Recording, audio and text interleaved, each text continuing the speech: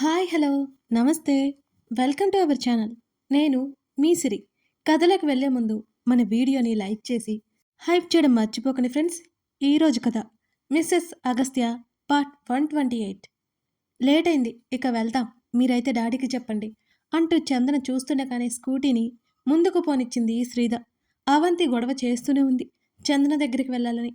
అలాగే వదిలేస్తే ఇబ్బంది పడుతుందే తప్ప ఎవరి మాట వినదు చందన. అందుకే అలా కాస్త కోపంగా ఉంటే అయినా చందన వింటుందిలే అనుకుంటోంది శ్రీధ. ఇంట్లోకి వచ్చి చందన తల పట్టుకుని కూర్చుంది.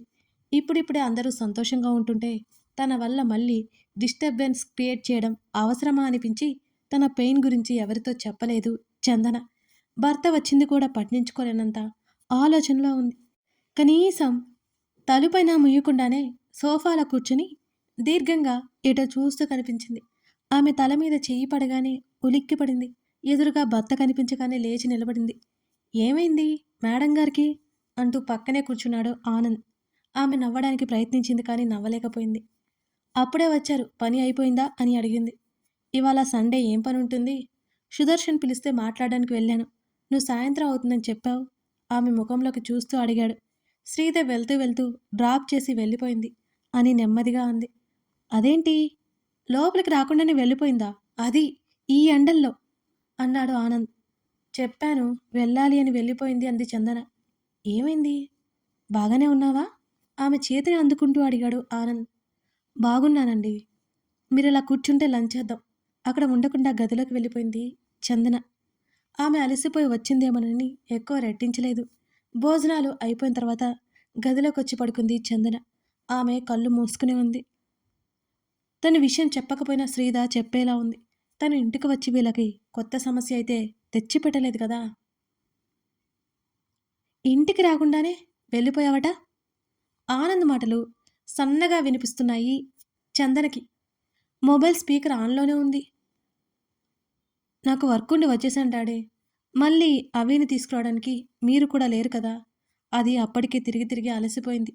అందుకే ఇక తీసుకొచ్చేసా అని అంది శ్రీధ. అవతల మాటలు కూడా వినిపిస్తున్నాయి ఆమెకి. నమ్మొచ్చా? నవ్వుతూ అడుగుతున్న తండ్రి మాటలకు నమ్మకపోతే నమ్మకండి అని మూతి తిప్పింది శ్రీధ. అవి ఏం చేస్తుంది అని అడిగాడు ఆనంద్. తినేసి పడుకుంది. బామ్మ ఈరోజు వెళ్ళిపోతుంది. దాన్ని పడుకోబెట్టి ఇదిగో బామ్మ దగ్గరికి వచ్చి కూర్చున్నాను అంది శ్రీధ. జాగ్రత్త, అవిని ఒంటరిగా వదిలి ఎక్కడికి వెళ్ళకు అని అన్నాడు ఆనంద్. ఎక్కడికి వెళ్ళినా దాన్ని కూడా తీసుకెళ్తానులే డాడీ, లేకపోతే వాళ్ళ అమ్మమ్మ దగ్గర ఉండిపోతుంది, ఏమంటారు అని శ్రీధ నవ్వింది. ఆ మాటలు విన్న చందనకి మనసులో ఉన్న భారమంతా తీసేసినట్టు అనిపించింది. శ్రీధకి తన మీద ఎటువంటి కోపం లేదు. అయినా ఆ అమ్మాయి కూడా తన కోసమే కదా ఆలోచిస్తుంటుంది. మాకేం పర్లేదు, నేను చాలా జాగ్రత్తగా చూసుకుంటాను అని అన్నాడు ఆనంద్. దీన్ని పంపిస్తే దీని బాబు నన్ను పంపించేలా ఉన్నాడే అని గట్టిగా నవ్వేసింది శ్రీధ. అగస్త్య మీద నిందలు వేయకు బేబీ అని అన్నాడు ఆనంద్. డాడీ, ఆమె గారంగా అన్నది. చెప్పు బేబీ నవ్వుతూ అన్నాడు. నన్ను ఆట పట్టించింది చాలు గాని భోజనం చేశారా? చేశాము. సరే డాడీ, నేను ఈవినింగ్ అలా కాల్ చేస్తాను అన్నది శ్రీధ. జాగ్రత్త అని మరోసారి చెప్పి కాల్ కట్ చేశాడు ఆనంద్. తల తిప్పి చూసిన అతనికి చందన కళ్ళు మూసుకొని కనిపించడంతో పడుకుందనుకున్నాడు. ల్యాప్టాప్ టేబుల్ ముందు కూర్చొని పనిలో పడిపోయాడు. సాయంత్రం అవంతిని గార్డెన్లో ఆడిస్తుంది శ్రీధ. ఆరేసిన బట్టలు మడత పెట్టుకుంటూ కనిపించింది రాధ.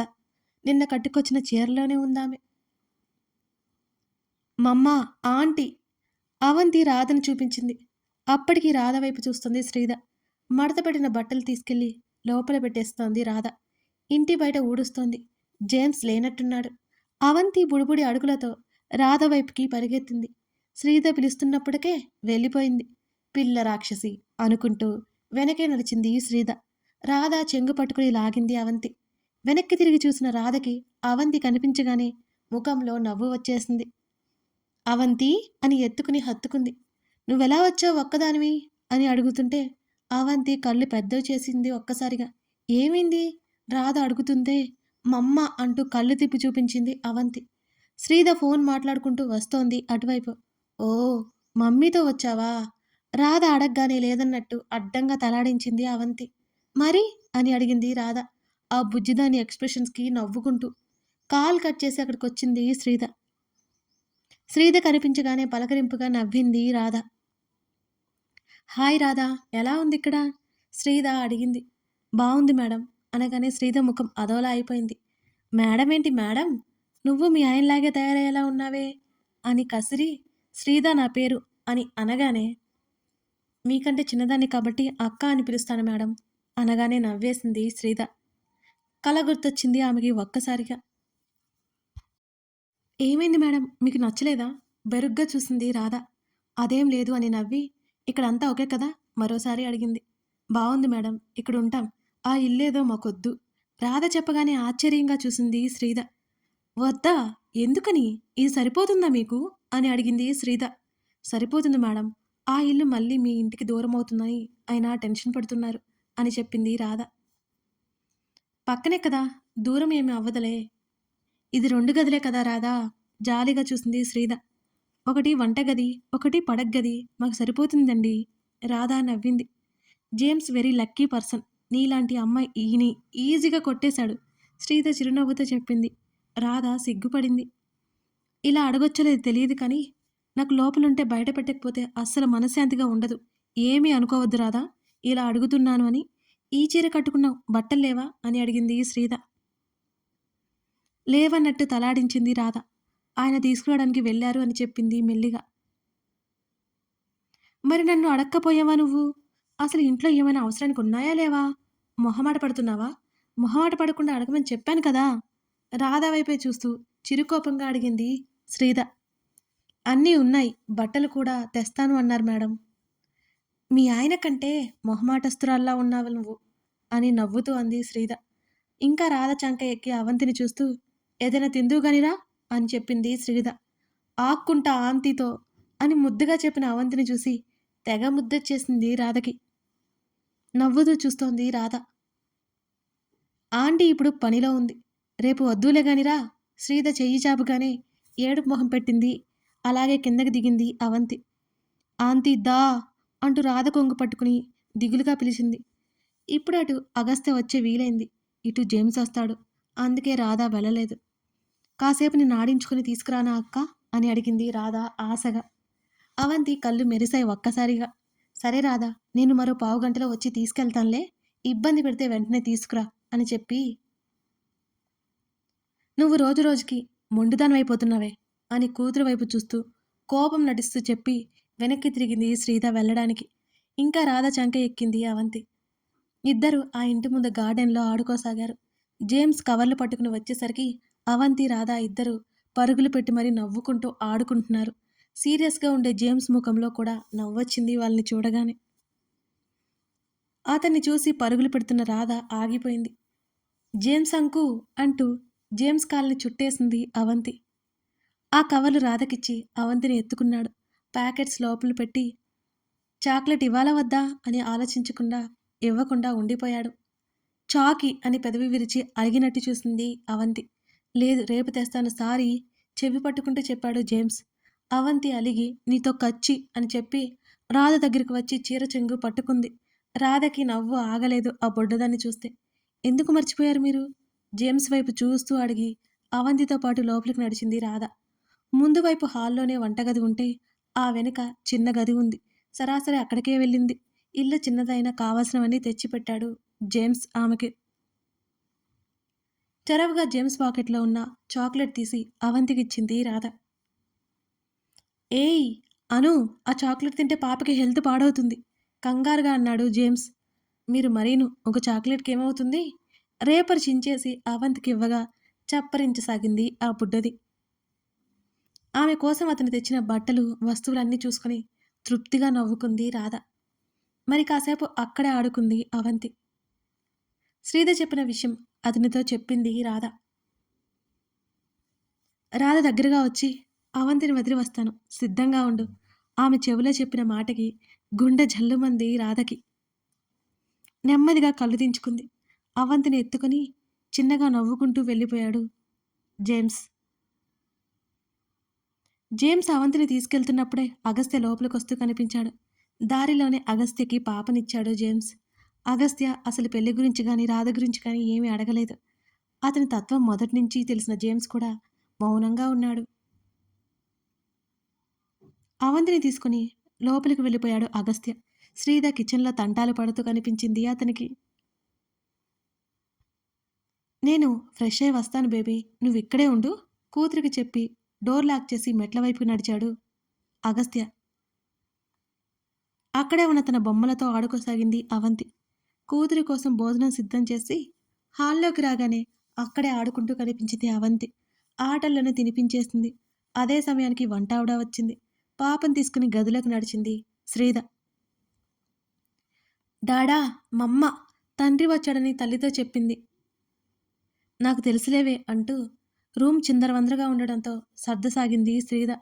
జేమ్స్ పాపను తీసుకొచ్చాడంటే తనతో చెప్పి వెళ్తాడు. చెప్పలేదంటే వచ్చింది అగస్త్యనే కదా.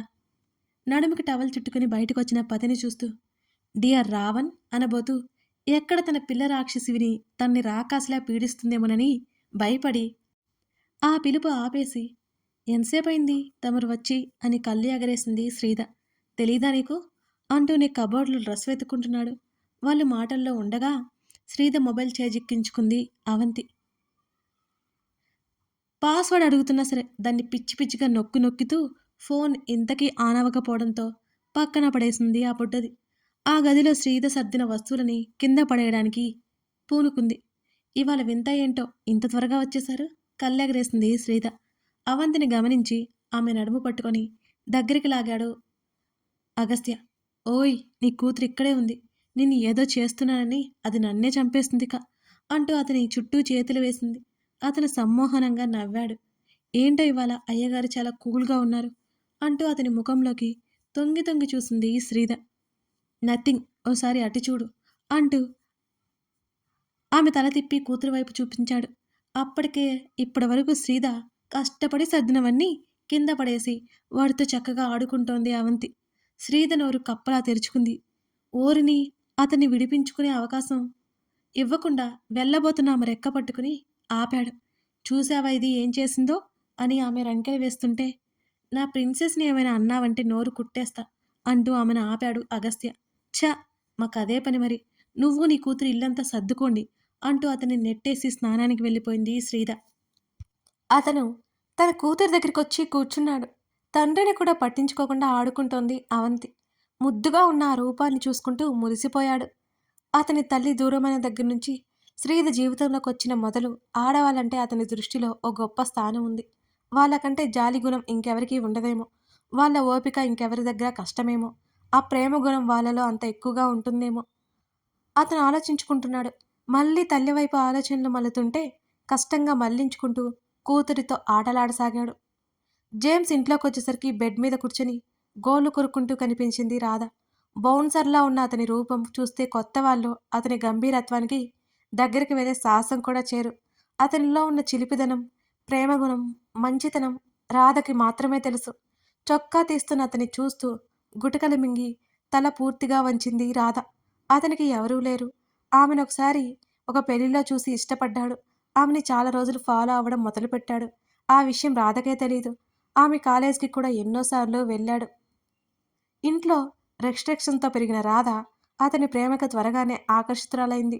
దాదాపు 2 సంవత్సరాలు వారి మధ్య ప్రేమాయణం కొనసాగింది. అతని మాటల్లో ఎప్పుడూ ఆమె తప్ప ఇంకెవరూ ఉండరు. ఆమె అతని కుటుంబం. ఆమె అతనికున్న ఒకే ఒక్క బంధం.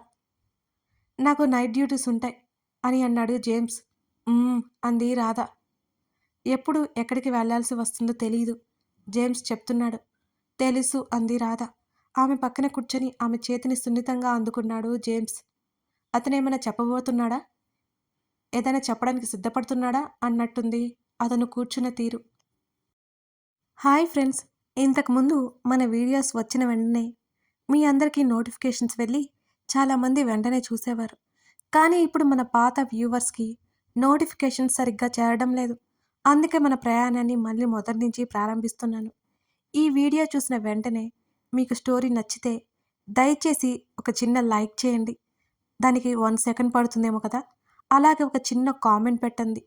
మీ లైక్, మీ కామెంట్ నాకు చాలా పెద్ద సపోర్ట్ అండి. ఇది నేను ఎందుకు ఇంతగా చెప్తున్నానో మీరు ఒకసారి ఆలోచించండి. మన వీడియోస్ ఇంకా ఎక్కువ మందికి చేరడానికి మీ సహాయం నాకు చాలా చాలా అవసరం. అది నాకు చాలా హెల్ప్ అవుతుందండి. మర్చిపోకండి. Thank you.